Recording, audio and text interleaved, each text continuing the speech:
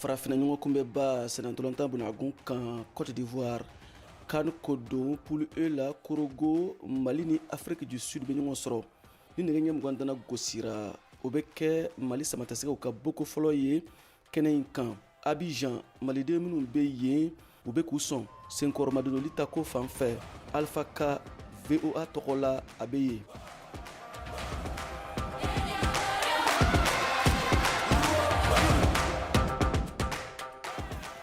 Jɛkulu Conseil des Maliens de Côte d'Ivoire ka fɔ la maliden miliyɔn 3 de sigilen do yan nɔ Kodowari. O de kama Abidjan bi a yɔrɔw ka ca Mali drapeau yangalen do minnu na walasa ka su in na Afrique du Sud ni Mali ka ɲɔgɔndan labɛn. An bɛ Atikube commune na yan nɔ maliendenw ka ca wa labɛnw sabatira. Abdoulaye Traoré ye samatasɛgɛw ka jukɔrɔma dondonna ye. A l'heure la kɔni an kɔni bɛ ka préparation bɛɛ lajɛlen kɛ ka télévision bila kɛnɛ ma an yɛrɛ ka commune kɔnɔ yan précisément Atikube. Vraiment an mobilisé len do kosɛbɛ yɛrɛ de pour que aigle bɛ se ka kunnawolo sɔrɔ ni match na cogo min na. An ye Abdul Dambele lasɔrɔ Baka kɔnɔ ni maliyɛnw b'a wele Sotarama. A ko nin ye ale ye Korogo sira de kan bisu in na ndolantan k'a dalen b'a la Mali na se sɔrɔ wa ko na kɛ sababu ye Kodowari ni Mali jamanadenw ka bɛn na sinsin ale min ye jamana fila in maa ye. Mali b'a fɛ disi bisibi 3-1 an b'o gbasi k'o gbasi gros score Mali b'a di mobili bɛ n bolo n bɛ taa mobili ta direct n taara Korogo direct n bɛ taa ballon filɛ Korogo. An sera Mali ka lasigidenso la Abidjan plateau faba kɔnɔ yan nɔ fana nisɔndiya bɛ fan bɛɛ maaw girilen do kosɛbɛ. Alassane Suleiman Kone ye agent administratif ye consulat kɔnɔ. Depuis bi ma se labɛn caman sabatilen do anw bolo yan nɔ au niveau de l'ambassade et que an ye mobilisation ba de kɛ par exemple kunu yan donc carré min wulila yan nɔ ka taga avec une forte délégation donc c'est plus de 10 cas olu wulila Abidjan destination de Korogo. Même en jatigi minnu bɛ yan nɔ donc je pense que tout le monde supporte le Mali aujourd'hui.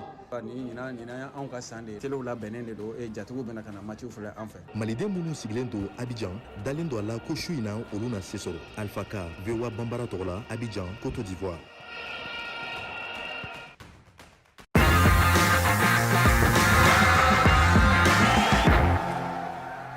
Ka kuma halisa Mali ni Afrique du Sud ka ɲɔgɔndan in kan ani Seku Kone masalala farikolo ɲɛnajɛ kunnafonidila do Mali la a ka fɔ la ɲɔgɔndan in ka gɛlɛn ka da kan b'a dɔn k'a fɔ équipe min bɛ an ɲɛkɔrɔ n'o ye Afrique du Sud ye farafina ballontan na a jɔyɔrɔ ye mun ye nka n'i y'a lajɛ fana Mali fana n'a ka valeur do o waati laban ninnu na Mali ye garijɛgɛ sɔrɔ ka denmisɛn ɲumanw sɔrɔ n'u caman bɔra centre de football la n'u ka ballontan dalen do style indirect n'u b'u bolo. A ka ca Ala fɛ u caman bɛ ɲɔgɔn sɔrɔ système de jeu min ni dege karamɔgɔ b'a bila sen kan ni an ye o yɔrɔ lajɛ an bɛ se k'a fɔ ko Mali bɛ se ka sebaya sɔrɔ dolantan in na o ye kelen ye ani fana filanan a bɛ ka taa dugu min fana na an yɛrɛ ka munumunu kɔnɔ depuis an nana ka se sisan ma Korogo a ka surun Mali la wa an y'o kɛwale fana an y'o ye yan nɔ déjà parce que mɔgɔ caman bɛ yan nɔ minnu yɛrɛ ye maliyɛnw ye ani fana an y'a ye k'a fɔ Mali dɛmɛbaga caman fana bɛ ka bɔ kɔfɛ ka na Mali bɛna dɛmɛ kosɛbɛ supporter ko ta fanfɛla la ka tɛmɛ adversaire kan. An kɔni bɛ se ka min kɔni fɔ c'est vrai ballontan gɛlɛn do parce que ni Afrique du Sud championnat ta k'a lajɛ k'u ka équipe valeur ta i b'a ye k'a fɔ équipe gɛlɛn do u ka équipe min bɛ Mamelodi Sundowns ka fara Super Sports kan o n'a ɲɔgɔnna caman.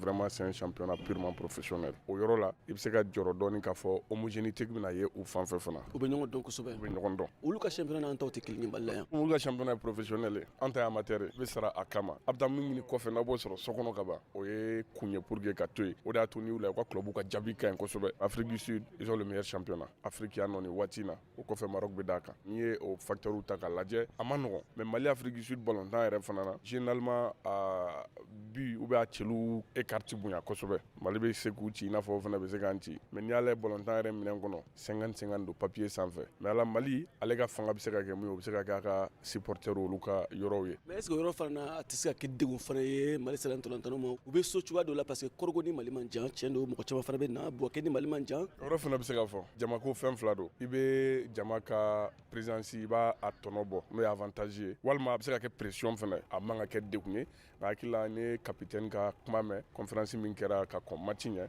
o y'a yira k'a fɔ o kuma kunkolo yan fan fɛ o laminen don kosɛbɛ. Degeli karamɔgɔ Eric Seku Sele y'a yira ko Afrique du Sud jamanaba do sɛnɛntɔlɔntan bunagun ka farafinna. A y'o min fɔ ne yɛrɛ bɛ taa ni o sira kelen n'i bɛ kuma i bɛ kuma ni majigin ye o ni i bɛna min kɛ fana olu fana tɛ kelen ye. Afrique du Sud dole karamɔgɔ y'a yira ko balana ko bɛ se ka yala dɛ. Club ko la kɔni u b'an ɲɛ mais n'i ye équipe nationale senior ballontan fana lajɛ waati laban ninnu na Mali jatelen don kosɛbɛ ka tɛmɛ u kan ballontanna kelen kelen minnu bɛ an bolo mais équipe ko don Afrique du Sud de la ka Coupe d'Afrique ta o ye Mali ci siɲɛ. Mali fana y'o ci siɲɛ. Mali yɛrɛ y'o ci fana nka an yɛrɛ ma Coupe d'Afrique sɔrɔ fɔlɔ n'i y'o plan lajɛ palmarès la i b'a ye k'a fɔ i b'u bila ɲɛ mais n'i ye valeur du moment lajɛ tiɲɛ min bɛ yen sisan Afrique du Sud dege karamɔgɔ kumana ni o ye o de kama ale y'a jira ko balinako bɛ se ka ye a la donc n'ale gagnera ale yɛrɛ b'o kɛ balinako ye a bɛ komi Sékou Chel fana ye kuma kelen min fɔ a bɛ ka segin o kelen kan a fana bɛ ka Mali bonya. Tɛnɛ kelen fɔlɔ i bɛ mun fɔ o la. O ye dege karamɔgɔ yɛrɛ ka yɔrɔ ye.